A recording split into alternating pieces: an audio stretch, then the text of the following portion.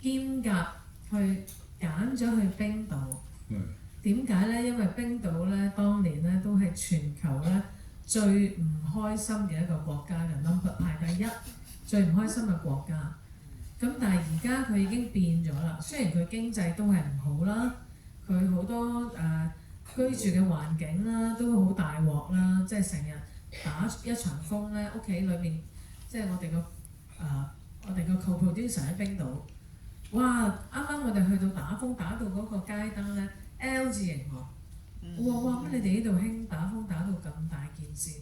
佢話係啊，我哋呢度興屋企啲嘢冚唪唥吹走晒咁樣嘅。佢話但係我哋唔介意㗎，即係最緊要個人唔死咪得㗎啦。我隻馬又匿埋咗啊，隻貓又匿埋咗咁就 OK 㗎啦。屋企儲嗰啲精品咧都可以唔見嘅，冇問題。I mean 嗰陣時，例如你睇嗰個 happiness index， 香港好似係排74，咁冰島就排1至3嘅，好 happy 嘅。咁佢張時講話之前佢哋嗰個唔開心程度係排第一，不過佢哋就 turn it around， 佢哋點 turn it around 就開多啲 schools 咯，開多啲音樂學校啊，開多啲 creative schools。I mean 一個方法去 combat 呢件事就係 creativity， 咁變咗佢哋就Josie 就 set up 呢個 documentary 去 explore 嗰樣嘢。係啊，其實係呢個 documentary 都有少少 experimental， 有少少咁帶到啲 friend 睇住個 budget 做埋少少。帶到啲唔係冰島生活好貴嘅，咁我又唔想啲 friend 去到即係個 crew 去到住 Airbnb 咁衰啦。佢哋已經好開心。即係我一定要作為一個監製，我要 make sure 佢有暖氣先啦，嗰度冰島嚟㗎嘛，有熱水沖涼啦，有嘢食嘅先得㗎。咁跟住咧，我哋其實嗰個 experimental 就係我哋除咗有少少旅遊。即係都帶大家去旅遊啊，咁帶埋我去啦，我都未去過。咁之餘咧，就係想向冰島嘅樂手嗰度咧嚟到探討啊，即係佢哋點樣生活啦，同埋佢平日係做啲咩嘅，點解會開心嘅？係啊。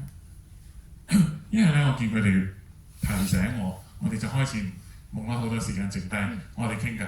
咁我嘗試將我剩低嗰啲 question combine 成一個問題。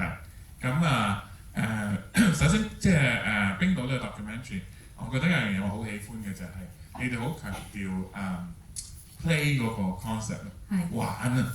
咁同埋亦都令我諗起係喎，好多唔同語言音樂都係一樣攞嚟玩嘅嘢。You play music 係嘛，即係玩音樂啊。係啊，有 you play the role。即係演戲好少人哋訪問啊，你演咩角色啊？呢個係我哋中文會咁問，係啊，但係英文就會問 which role did you play？ 咁我哋即係其實都係玩咯，玩音樂啊，做即係玩呢個角色，玩呢個角色啊咁樣。或者甚至乎一個話劇可以係一個 play 咁樣。係啊。咁另外一條問題就係圍繞住呢個修女有毒啊 habit， 咁都係一個 movie 嘅 program 有。showcase 一套戲啦，咁入邊有場戲就比較 controversial 啲嘅，就有Michael Jackson 嘅女客串Paris Jackson， 咁佢就喺一個角色嘅 fantasy 入邊咧就飾演呢個耶穌，咁甚至乎係戴埋一個 nose ring 嘅。咁其實呢啲比較 edgy 啲或者比較 provocative 啲嘅 project， 會唔會特別吸引你哋，同埋你哋會唔會有咩方法去到deal with 一啲譬如即係當時好似美國有啲人又出嚟示威啊、抗議啊，something like that。其實我哋 deal with 唔到㗎，因為咧美國嘅人覺得咧，如果有人走出嚟遊行示威，話要反對部戲上映咧，對於美國監製嚟講，佢係覺得係正面㗎。咁啊好啦，人哋幫你宣傳啊。咁但係今次咧，因為我哋即係喺呢套戲嘅 role 咧，我哋作為一個。只不過作為一個其中一位投資者啦，咁咧我哋管唔到咁多，我淨係知道咧拍完部戲之後，成個 cast 都好振奮，又係好興奮，跟住咧就出去，因為阿 Michael Jackson 個女就你知啦，成日都有記者跟住佢噶嘛，咁就問佢個近況，咁跟住佢就話：哦，我第一次拍戲啊！咁人哋就問佢：咁你 play 咗個咩角色啊？佢話咁好簡單，咁佢就話：我 play 咗 Jesus 啊咁樣。咁點知咧就惹來大家就唔喜歡喎，因為佢第二日又唔知做啲咩活動，又出嚟見記者咧，佢就話俾人聽佢係 actually 佢係less 嘅。咁啲記者啲傳媒好衰㗎嘛，尤其佢咁大個名啦，人哋就整蠱佢將兩單嘢合埋一單講，就話我阿 Paris Jackson 話自己飾演一個基嘅耶穌，咁就好大件事啦，就變咗即係啲人真係上街遊行話唔俾個戲上啊，咁又遇到 Covid， 咁就唉真係慘啲。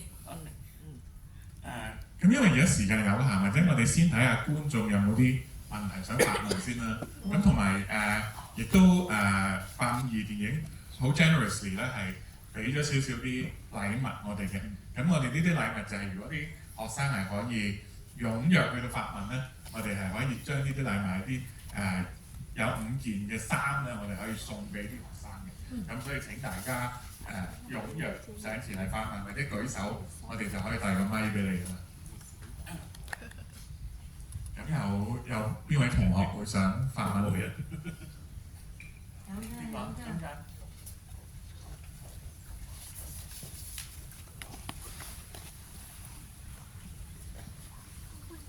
企喺度定係坐喺度？你中意啊 ？OK， 好。咁首先我好中意呢套戲啦，我其實係聽過好耐，但我係第一次睇啦，咁覺得好刺激，好 hardcore，咁都好多謝你俾心機去做呢套電影啦，都好中意你嘅表演啦。咁我就覺得呢套戲咧，佢有黑色幽默嘅部分可以引人笑咯。咁對我自己嚟講咧，可能我眼淺少少啦，某啲部分啦，我有少少淚點咁樣咯。咁但係好快個劇情又會過渡到一啲好刺激啊、暴力嘅場口啦。咁想問下，有冇話點樣去 balance 呢啲元素咧，可以融合得比較好啦，同埋唔會令到某一個元素太過搶戲？好，唔該晒。哦，呢個全部都係彭浩翔嘅，同埋Jimmy Wan 編劇曾國祥嘅功勞嚟嘅。佢差唔多可以寫得好到咧 time 到每10分鐘就會有一場殺人嘅場面出現㗎啦。係啊，所以佢唔會俾你有個淚點太長嘅。係啊，因為最揾啲嘢嚇你咁啊。最撈尾就係 it's a creative endeavour，所以有啲 social commentary， 不過大部分你見到陶子英好似阿肥嗰個角色係都幾好笑啦，咁變咗要 find the balance for that sort of stuff。So yeah. I don't know if that answers the question。有冇答到？多謝你問呢個問題。好，咁下一條問題。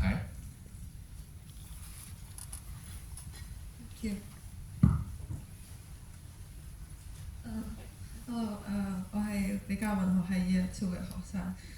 我睇完套戲之後都真係好震驚啦，亦都好非常之中意最後嗰個有少少 irony 嘅部分，就係佢無論用咗幾多心機想去買嗰層樓，最後都係 fit 唔晒啦。咁然後我最大嘅問題係想問關於the implication of sex and the role of sex in 麗常呢個角色，因為我知道喺 slasher 呢個 genre 入面，sex 本身係有少少係作為懲罰嘅一個 role 嘅，就係攞嚟懲罰一啲即係用呢一個元素嚟去，然後再結合翻殺人嚟去懲罰一啲即係性罪孽嘅人啦。咁但係我想知道對於麗常呢個人嚟講，因為佢好一開始我哋已經見到佢有即係有 sexual scene，我想知道個 implication 係咩 ？Thank you。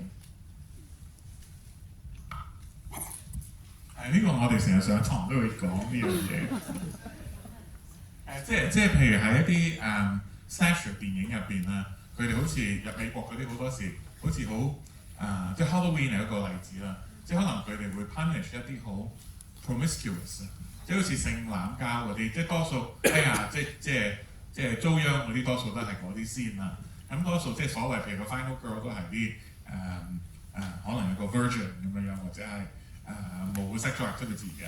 咁佢想問下，即係喺呢一出戲其實點樣設計禮常呢個角色？因為雖然佢同佢男朋友都係有一啲性嘅關係，咁但係佢係即係好似都係覺得即係咦都好似譬如佢喺個 hotel 睇到嗰啲 porno 嘅時候，佢都覺得即係好似唔中意呢個，即係呢個同佢頭先你提嗰個佢嗰個 cycle 個 mentality 同埋佢對 sexual desire 或者 sexual pleasure 呢樣嘢，你覺得佢會有啲咩睇法咧？其實我覺得佢鄭麗常佢係覺得佢係唔 deserve 太好，即係佢成日都返嗰份工咧，即係俾人哋講粗口鬧嘅，咁咧所以佢未必覺得自己嘅樣貌或者個性格係 deserve 有人錫佢嘅，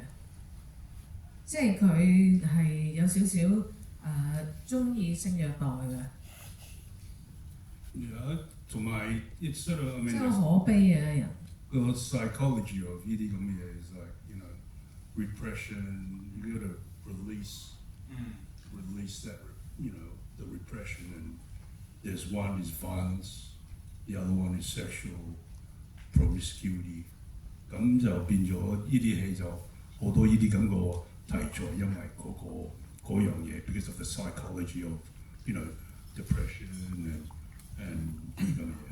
因為甚至乎有啲佢同佢啲同事即係講到去旅行嗰啲，你覺得佢成個 mentality 好 repress， 即係佢又唔想使錢啊，佢又唔想啲人去玩，佢又唔想去玩，即係佢話我情願即係儲咗啲錢買樓咁樣。That's the whole point of 嗰個角色 is 嗰個喺例如我喺澳洲大啦，咁變咗我見到呢啲角色，我見咗城市人，呢是城市病。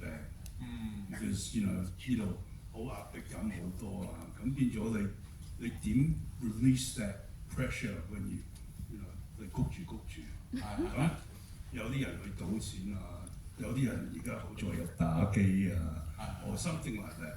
咁不過以前就冇咁多嚟 social media or internet 嗰樣嘢咧，咁 it's more physical， 嗰個 release 係 physical 啲，咁變咗係physical action，physical 動作，咁sex is one of them，violence is one of them，即係我哋要做到其他，除咗主角之外咧，佢哋嗰啲譬如有性交行為嘅角色啦，我哋都喺呢部戲度故意做到佢哋好 immoral， 好唔啱咁樣，即係一定要殺咁樣。That's the whole point。就算八婆我哋都殺，即係就算係飾演係八婆，咁我哋都要懟冧佢。That's the whole point of the movie 係整到嗰個感覺好 pressure cooker。即係佢最終即係將自己壓抑到一個程度，佢一定要發泄翻出嚟，要揾個渠道去發泄。係啊，即係好似你話發現咗樓上殺完葉璇嗰個角色之後咧，佢發現咗樓上好嘈。咁夜仲喺度開 party， 咁夜仲開 party， 咁我點住層樓？咁行到上去，點知上到去原來嗰班人都真係該死嘅。即係嗰幾個係好似差唔多好似 AV 頭場 AV 嗰套戲嗰啲人物咁樣。直情係，直情係即係個像嗰幾個。好，咁下一條問題咧，喺呢度。Give that man a prize。一定要做到嗰樣嘢先，我個角色先做到一個 anti-hero。多謝。呢個唔係我第一次睇呢套戲啦，咁因為我本身係一個好中意 horror，especially slasher，scream 嘅，so 我覺得喺香港一個咁特別嘅環境去整一個 slasher 係一個好特別嘅 experience， 想知會唔會有啲咩好 unexpected 嘅 encounter 或者 experience？ 因為據我所知，其實我 on top of the mind 我都除咗可能山狗，我都唔會諗到第二啲香港 base 嘅 slasher， 所以我覺得呢個係好特別嘅 experience。冇 slasher，不過都有啲 case 都幾 crazy，例如Hello Kitty 嗰單嘢啦，塞嗰個啲塞咗嘅殺咗嘅人，斬咗件，塞咗佢落 Hello Kitty，嗰啲都其實都幾勁啊！呢前啲幾排又有嗰個模特兒俾人斬部紀錄，係啊，擺落個 suitcase 嗰度。係啊，香港係比較係一個點講平安啲嘅地方啦。但係我哋香港偶然都會有啲好似外國，即係尤其加拿大啦，嗰啲好大嘅地方啦，佢係會有嗰啲serial killer 係真嘅 serial killer 做啲好變態嘅嘢。嗰啲因為太靜啫嘛。但係香港係我嚟香港嗰陣時，我就發現香港人同埋嗰個態度咧係佢哋有一個 ethos 就係 work hard play hard，so they get to release 嗰個 pressure， 咁變咗係其實係一件健康事嘅，咁變咗有啲好處嘅。即捱世界、嘆世界咁樣。咁其實呢出戲一開始都係藝術係講笑，就係佢話真人真事改編係嘛？即係佢 This is based on a true story。嗰個係純粹我睇過七週刊咩？你要問彭浩翔，要問翻導演啊，係啊。好，咁我哋應該仲有2件衫係咪？我請問。I was going to do concert style and throw that. 我講可 can I use English? Okay. So I don't usually watch horror movies because once I do, I really have nightmares for months. So I wonder on the other side of the table, how do you guys identify the most terrifying horrors to create, to use in a movie? Yeah, that's my question. How do we create? Sorry, can you repeat that? How do you identify the most terrifying horrors to create in a movie? Yeah, that's. He has a way, I have a way. She has a way. I mean, she does it with every death scene is very horrific, but I mean, usually it's the taboos. Like the most taboo thing is pregnant women, children, and that's very horrific. You know, with the pregnant woman scene, we got banned from a lot of places, and in Hong Kong, the first time when we showed it, that was censored basically. 我哋同 censors 香港嘅你想講咩？ we fought for our scene with the Hong Kong censorship. But yeah, it's usually the most horrific or identified most horrific is the taboo stuff, which is children, kids, and animals to a certain degree. Men, okay. Women, not so okay. Nowadays, are not so okay. Yeah. But yeah. No, I guess my opinion is the atmosphere and the scenario. For me, because I'm really afraid of ghosts and the dark and everything else. I'm afraid of people. So, say, in my opinion, I'm pretty paranoid and everything can scare me. Maybe I recommend you to go and watch a film. I don't know if you watched it yet. It's called directed by Gaspar Noé. You should watch something like Irreversible, Enter the Void or Into the Void. Enter the Void. And the latest one, well, it's not the latest one, but it's called Climax. Yeah, Climax does not involve any real blood shedding or anything. It's just, he just built up this atmosphere that you know something's gonna happen. And when it happened, it was pretty sudden, and it was so scary that he doesn't even really need to show anything, and you're already so scared. He locked 2 people in a room, and you're like, oh my god, are they gonna die? So it's a pretty good story. Yeah, climax. Go look for it. The drug trip gone bad, right? The drugs gone bad. It was pretty nightmarish. Yeah, it was a I nightmare. remember it.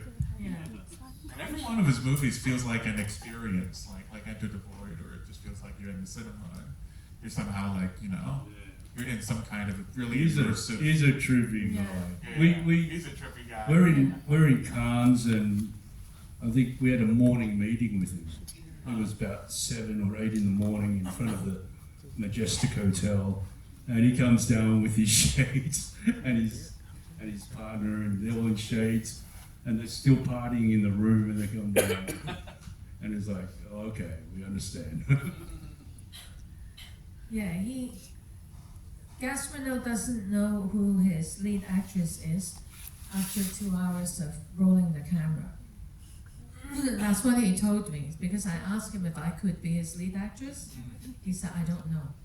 I don't know. Seriously, I don't know who's going to be the lead actress. And it's a musical too, climax. I mean, it's got that singing and dancing. And everything. It was very good and cheerful and happy. But you can tell by the atmosphere, the color is wrong. Yeah, the color, something in the color. In the room. It's like, what's going on? Yeah. So who wants the last shirt? Person in the cap. 呢個可能係我睇過最 bold 嘅呢個 movie， 呢個 both compliment and also just like simply it's something that I came into the movie and just wasn't expecting at all. But both on the level of like the explicit violence and also the implicit violence that was embedded in it. Because now reflecting back on it, in the moment I was captured by like the explicit violence, like killing and sex and all of the other parts. But thinking about it, it's also the implicit violence, like by the government, by people who are controlling the housing market. So then you were talking about how there's a lot of censorship around the explicit part, like blood and pregnant women and killing of like, not killing, but like children and more like vulgar, obviously vulgar parts. So I was wondering if there was any like opposition or censorship towards a more implicit level, more underground level, because it was discussing like, economy and government and the cooperation between gangs and government and police. Yeah.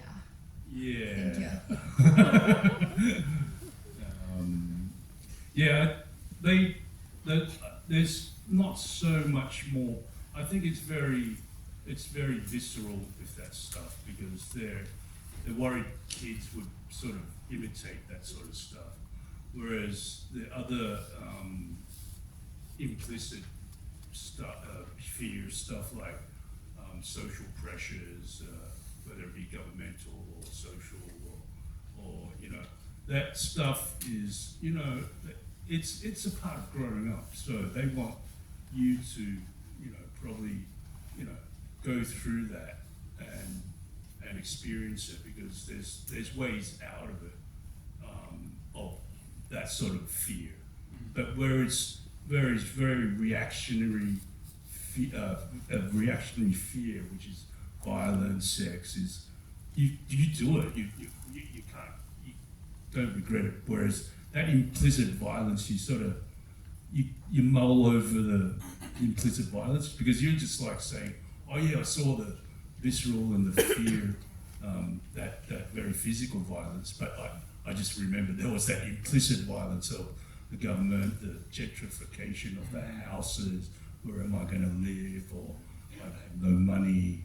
That's very deep stuff, but life gives you opportunity to solve that. I mean, people think, oh, I can't do this, or I'm stuck in a place, but life, there's time. There's this thing called time where you could work that out, But when you do something like you punch someone, you punch them. You can't pull it back, Whereas that stuff you could sort of think about it and mull over it, even though you freak the F out. But there's opportunities to solve those problems, whereas the physical stuff is pretty hard to deal with. Yeah, it does remind me a little bit of the whole atmosphere in Hong Kong at the time, because in terms of pop culture, I remember like this was also around the time when there were songs like Haiti Guy, like K J's song, and they were all dealing with things like gentrification and I mean the redevelopment of Wan Chai's area and also the Star Ferry, which you see in the movie, like when they talk about the protests on the TV and the father falls asleep and then when he wakes up it's still going on. Yeah, I mean that's a great question. Thank you. So yeah, it's almost like a time. We got capsule. another hat for her. But thank you. Thank you for the question. It was very good. But I don't know how you think if Hong Kong people are generally stressful, like almost like we push my character to the extreme. She's very stressful. But what do you think if people live in Australia like him? The last time We take it out on the kangaroos. Or in New Zealand, they take it out on the sheep. Now, I found out something about Australia. In some days, we can make a film about that. In Australia, I found out everyone's general salary, no matter what you do, you get 30,000 Hong Kong dollars. And 30,000 Hong Kong dollars, the government wants you to have a house and a dog and a car. 30,000 Australian dollars, you mean? No, That's 150,000. no, your dad told me. Yeah. Really? I think Yeah, that was so a very it's like traumatic time when you were in Australia. No, so And I was in ICU. yeah, so I thought that the stress you get in Australia, you will never become someone because the government wants them to live happily, chill, laid back, don't care about anything else. I mean, talk about Australia. Australia has this society problem is tall poppy syndrome. Like if you get too, good or tight, too, outstanding, they'll cut you down. But I remember her father or my father-in-law, he said Hong Kong is a land of opportunities, and you can try and achieve your dreams. So that's a bit of a difference. But yeah, that's to do with that inner fear and Yeah. I think